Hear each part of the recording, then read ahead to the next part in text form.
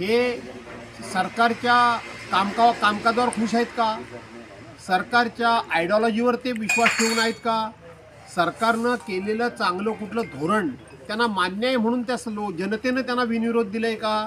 तर जनतेनं यांना विरोध दिलेला नाही.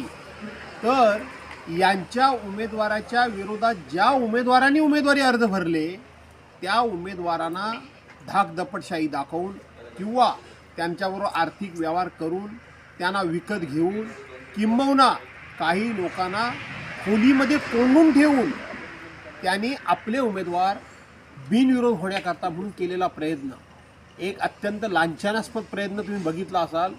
तो महाराष्ट्र विधानसभेचे अध्यक्ष राहुल नार्वेकर हे स्वतः मतदान केंद्र आपल्या निवडणूक कार्यालयामध्ये जातात, आरोच्या ऑफिसमध्ये जातात आणि आरोच्या ऑफिसमध्ये जाऊन अध्यक्ष या नात्यानं सरळ तिथले हरिभाऊ राठोड यांचं संरक्षण काढा म्हणून ऑर्डर देतात की जो त्यांना अधिकार नाही. अध्यक्षांनी खरं तर कुठल्याही पक्षाच्या बाजूनं उभं राहता कामा नये. अशा पद्धतीनं सगळे संकेत, सगळे नियम आणि सगळ्या प्रथा या लोकांनी पायदळी तुडवून हे लोक आपले बिनविरोध केलेले आहेत. हे धाकदपटशाही दाखवून त्यांच्यावरच्या विश्वासापोटी हे बिनविरोध झालेले नाहीत. हे बिनविरोध करून घेतले आहेत.